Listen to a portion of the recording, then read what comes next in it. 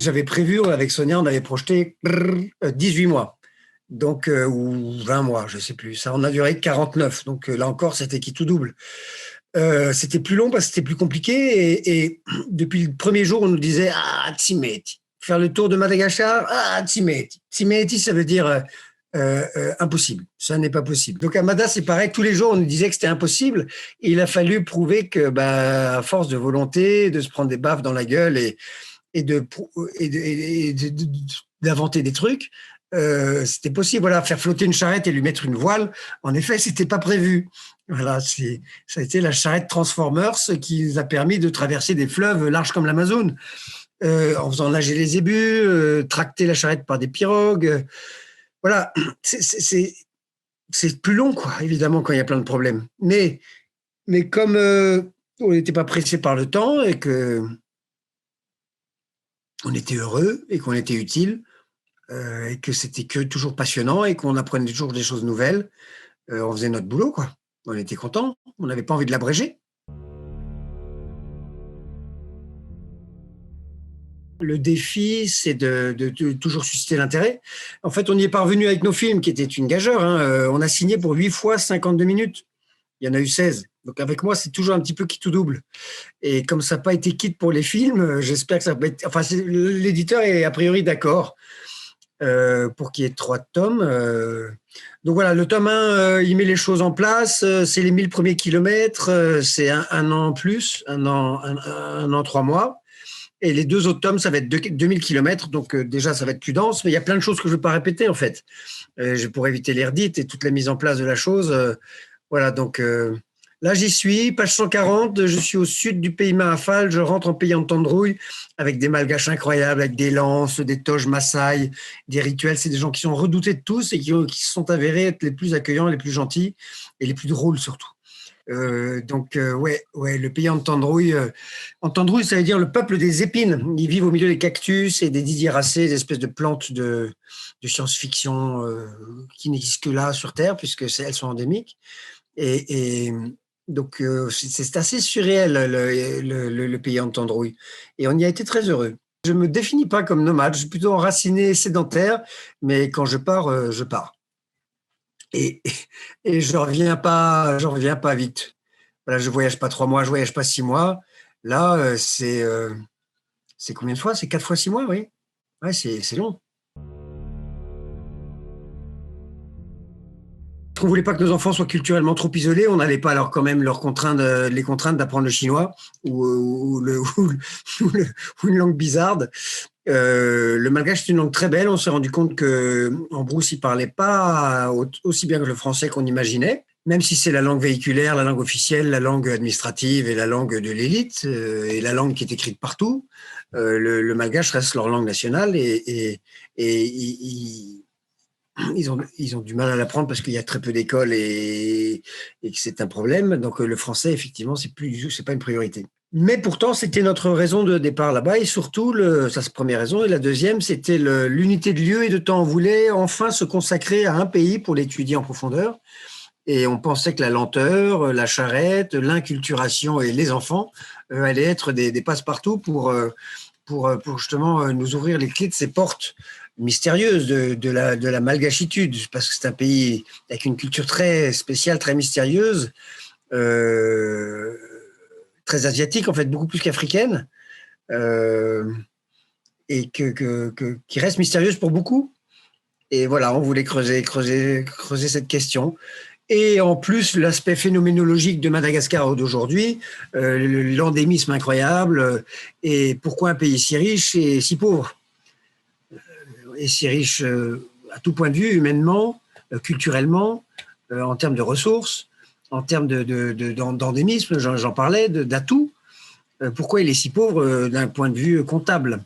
Voilà, c'est ce hiatus qui m'intéressait, moi, en tant que politicien, géopoliticien, puisque c'est des études que j'ai faites, et géographe, ethnologue, anthropologue, sociologue, autoproclamé. Partir 4 ans sans mes enfants, c'était même pas la peine, quoi. Donc j'ai juste envie d'être avec eux. Voilà, ils font partie de ma vie. Le voyage fait partie de ma vie. Je mets les deux en un, quoi. L'étape d'avant, c'était ma femme. Et donc, je suis parti avec ma femme 3 ans. Il y en a dit, mais t'es malade. Une femme, 3 ans en Afrique, une blonde, il faut lui teindre les cheveux en noir. Can you repeat? Non, mais les gens avaient des idées bizarres, quoi. Pourquoi ça se serait mal passé pour Sonia? Parce qu'elle était blonde, ça allait déclencher des trucs. Ouais, ça déclenchait beaucoup de sympathie et de magie, en fait. Et elle a marché, si ce n'est mieux que moi, avec plus de courage. Enfin, c'était moi le maillon faible, clairement. C'est moi qui me suis tordu la cheville, pété un doigt, qui avait le dos coincé, enfin, qui était tout le temps le boulet, quoi. Et elle marchait tranquille, son train de sénateur. Bon, elle a eu plus d'ampoules que moi, mais dans le couple, c'est elle la lumière. Et la marche, ça n'a jamais été mon truc, moi. C'est le vélo non plus, d'ailleurs. Enfin, si, le vélo, c'est devenu vraiment sympa. Le vélo, c'est trop bien, le vélo. La marche, c'est une expérience philosophique. C'est physique, philosophique, c'est total, quoi. C'est harassant, quoi. Bon, là, les enfants, c'était plus de lourdeur, évidemment, plus de pesanteur, plus de matériel. La charrette pesait 800 kilos. Il y avait toute l'autonomie dedans parce qu'on voulait surtout pas ôter le moindre grain de riz de la bouche d'un malgache, qui sont des gens très pauvres. On n'allait pas non plus faire toc-toc, on est là, on débarque. Non, c'est fini cette époque-là, ce temps-là. Il est révolu. Le côté troubadour avec Sylvain, où on était clochard céleste autour du monde avec notre bicyclette, en faisant de la flûte, de la jonglerie et des mains à main. Non, là, il faut être sérieux quand même, il faut grandir. Là, on avait tout ce qu'il fallait dans la charrette. On avait l'infirmerie, on avait l'école, on avait le bureau de montage, on avait l'ordinateur, la clé 3G, le panneau solaire. Il y avait tout le matériel pour toutes les saisons, parce qu'à Madagascar, il peut faire très chaud comme très froid. Puis il y a la saison des pluies. Donc voilà, la charrette, c'était la garantie de la sécurité. Les enfants pouvaient s'y réfugier quand il faisait trop chaud, quand il pleuvait, quand il y avait trop de monde, quand ils étaient fatigués. Et ils pouvaient y dormir, faire la sieste. Ils étaient un peu secoués, mais c'était, voilà, ça les berçait. Il se trouve qu'ils sont assez peu montés quand même, hein. Ils ont fait, sur les 5000 kilomètres, ils ont dû en faire 4600 à pied, hein, ou 4800 à pied. Nous, on n'est jamais monté dedans, ni même assis dessus. Mais eux, oui, elle était là pour eux, la charrette, en fait. C'était une sécurité. Oui, la sécurité était mon obsession permanente, et celle de Sonia aussi. Évidemment, la première, il fallait pas que la charrette leur roule dessus, quoi. Donc, ils marchaient soit devant, soit derrière. Jamais à côté. Bon, la charrette n'aura jamais roulé dessus. Deuxième angoisse, que les zébus ne les encornent pas. Un coup de zébu qui chasse une mouche et craque, le gamin est soit trépané, soit énucléé, quoi. Ça va vite. Donc, on a coupé les cornes des zébus, les pointes. Donc, il y a la lèpre en permanence, il y a la peste en permanence, il y a la typhoïde en permanence, il y a le choléra en permanence, il y a le palu en permanence, il y a la bilharziose en permanence, il y a toutes les saloprioses de la terre en permanence. Donc, Madagascar, c'est tendu, quoi, côté sanitaire. Donc, il faut manger bouilli et il faut avoir une grosse trousse à pharmacie. Et in fine, on n'est pas tombé malade, enfin, sauf moi, quoi. Voilà, comme d'hab, j'ai pris pour les autres. Je me suis cassé la main encore. Enfin, non, en Afrique, c'était celle-là. Et à Mada, c'est celle-là. Voilà. Et j'ai eu de la fièvre. J'ai eu la rickettsiose, qui est une fièvre qu'on attrape avec les tiques. Voilà, soit on en meurt, soit on en ressort un peu idiot. Je suis toujours là parmi vous. J'ai un alibi en or. Après le palu, j'ai un alibi pour la vie. Je peux dire n'importe quoi, en fait. Je peux dire, c'est la rickettsiose. Oui. Au départ, nous, on voulait faire notre travail de documentariste et de filmer des ONG, des missions, des choses extraordinaires qui essayent de lutter contre tous les fléaux qui sont abattus sur ce pays, qui ont engendré sa pauvreté. Donc, on a essayé de filmer des actions positives de gens qui essaient de lutter contre la pauvreté, la surpopulation, la déscolarisation, les problèmes de soins sanitaires, les problèmes de déforestation, les problèmes d'épuisement des ressources, le problème de surprédation de certaines ressources dont les gens dépendent. Enfin, tout ça, on a essayé de filmer aussi des entreprises qui donnent à manger, qui donnent de l'emploi, etc. Et on s'est rendu compte qu'au contact de ces gens-là, leurs besoins étaient immenses et qu'ils n'avaient pas besoin que de publicité et qu'on les filme, mais qu'ils avaient aussi besoin de voula d'argent en malgache pour des projets. Et ben on s'est dit, on va essayer. Et tic-tac, tic-tac, tic-tac, notre ordinateur, la clé 3G, Internet, Facebook et compagnie. Et bien les Français ont répondu à l'appel. Ils ont été incroyablement généreux. Ça a commencé par 2 000 euros, puis à force de 2 000 euros, ça a fini par 35 000 euros, la construction d'une maternité. Alors non, c'était pas prévu que je construise une maternité à Madagascar. Et non. Mais in fine, c'est ce qu'on a fait avec notre charrette. Et les 35 000 euros, ils ne sont pas sortis de ma poche. Ils sont sortis de la poche de Français généreux, de Malgaches de France solidaires, qui ont contribué parce qu'on était crédibles, parce que ce qu'on disait qu'on allait faire, on le faisait. C'était fait 2 mois plus tard, et puis on montrait, après on faisait un film dessus. Donc c'est devenu même un sujet dans le sujet. On allait refilmer les réalisations qu'on avait financées et qui nous apportaient encore plus de crédit pour faire d'autres projets. Et donc à un moment où on aurait pu abandonner parce que le voyage était trop long, parce qu'il était trop dur, parce qu'on a eu des épreuves difficiles qui étaient susceptibles de nous faire renoncer, on s'est accroché aussi à cette générosité que les Français manifestaient à l'égard de ce pays et dont nous étions le point de rencontre, en fait, le point nodal. Et donc, ces projets qui s'appelaient Madatrek se rend utile, on en a fait 10. Et à chaque fois, c'était des projets qu'on soutenait, qu'on soumettait à notre public qui répondait présent. Donc, c'était magnifique. Ça a donné du sens, s'il en était besoin, un rajout de sens au déplacement de nous-mêmes, quoi. Une des raisons de notre déplacement là-bas, c'était l'extraordinaire diversité des paysages et de la flore et de la faune. Donc, les paysages sont tellement variés que je serai encore là dans 1 heure. Hein. Ça commence par des hautes terres, des hauts plateaux, de latérite qui sont moutonnés comme ça, ondulés, de l'herbe à l'infini, mais latérisés, c'est-à-dire avec des crevasses, des lavaques, qui sont le fruit de l'érosion à cause du lessivage des sols et de la suppression du couvert forestier. Ça c'est à la fois très beau et très triste parce que c'est de la terre qui s'en va, c'est brûlé chaque année et c'est une des causes de la pauvreté de ce pays. Après, il y a les côtes, sur les côtes, et on descend plus bas, il y a plus d'eau. C'est plus humide, il y a des forêts, il en reste quelques petits vestiges, des isolats à préserver d'urgence. La plupart sont déjà des parcs d'ailleurs, financés par le monde entier pour essayer de protéger tout ça, mais qui sont sous une pression démographique et de prédation locale de gens pauvres qui vont charbonner et se servir dans la forêt comme ils ont toujours fait. Mais sauf que là, ils sont trop nombreux pour pouvoir le faire et qu'il n'y a plus assez de forêt.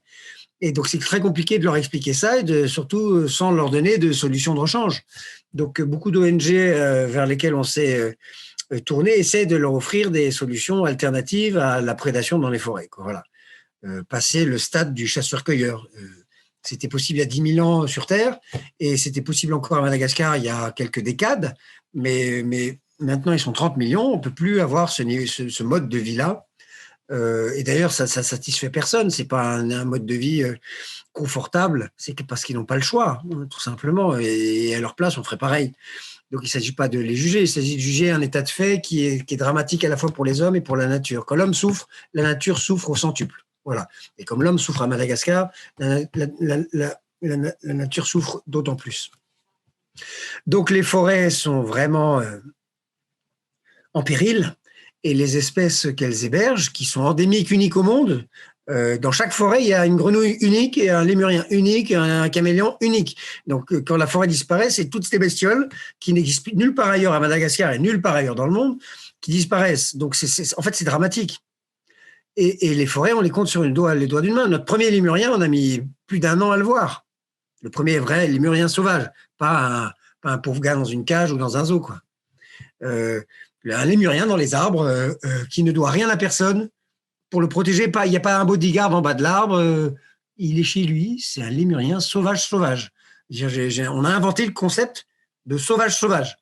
À Madagascar, il y a souvent des répétitions de mots pour apporter de l'emphase. Et ça a du sens parce qu'un lémurien sauvage, ils sont tous sauvages en fait. Sauf que quand ils sont dans des réserves protégées, ils ne sont pas sauvages. Il y a beaucoup d'argent et des bodyguards autour pour les protéger. Le sauvage, c'est celui qui est là tout seul chez lui et qui est en sursis, en fait. Et ben ça, c'est rare. Ça nous est arrivé 2-3 fois en 4 ans d'en voir.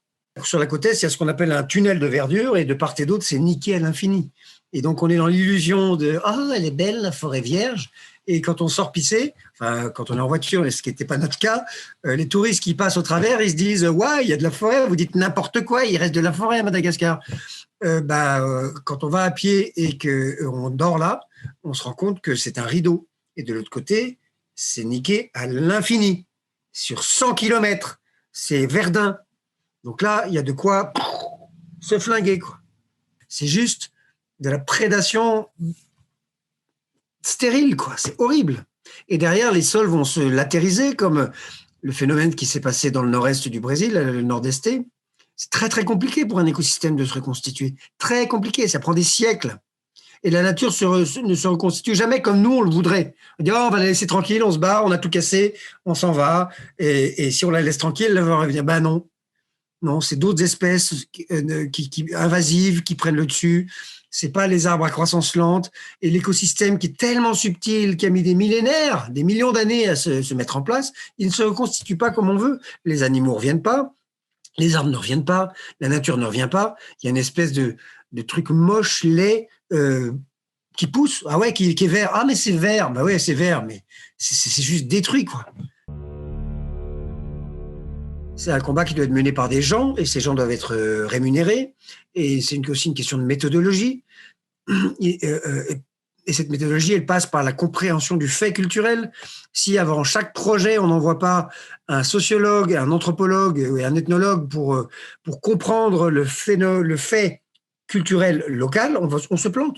Et donc à Madagascar, quand vous arrivez avec un projet, déjà, c'est ôter le pain de la bouche de quelqu'un. Vous voulez protéger une forêt, vous ôtez le pain de la bouche de tous les gens qui vivent de cette forêt. Donc, si vous n'avez pas prévu une solution de remplacement, ils vont mettre le feu à la forêt pour se venger. Donc, vous allez détruire la forêt en voulant la protéger. Il faut comprendre que même les poubelles à Madagascar, c'est une ressource. Si vous voulez régler le problème des déchets à Madagascar, vous allez avoir énormément de gens contre vous pour lesquels c'est une ressource. Donc, si vous n'accompagnez pas cette transition et ce changement, vous allez vous planter. Donc ça, c'est ce qu'on a appris, nous, pendant 4 ans. Alors, j'ai une bonne nouvelle à vous annoncer, c'est que toute la série documentaire va être rediffusée enfin sur France 5 à la rentrée. Il n'y a pas de projet, il n'y a pas de voyage en tête, il n'y a qu'une réalité, c'est finir ces livres et venir vous en parler dans les divers festivals et salons et conférences qu'on pourra faire quand le monde se rouvrira. Et retourner à Madagascar aussi. On a 3 projets de retour à Madagascar avec notre charrette, nos zébus et nos gars. Nos 2 coéquipiers, Revel et Jérôme, on a envie de les faire bosser. Là, on les soutient toujours, on leur envoie de l'argent parce que la vie est très dure pour eux, sans touristes. Il n'y a plus de touristes à Madagascar, c'est dramatique. Et pour 30% de la population qui en vivait, c'est catastrophique. Et donc, on aspire à pouvoir y retourner, marcher peut-être avec vous, tous ceux qui voudront, marcher 10 jours avec notre charrette que vous avez vue à la télévision ou dont vous aurez vu les péripéties dans le livre, lu les péripéties dans le livre.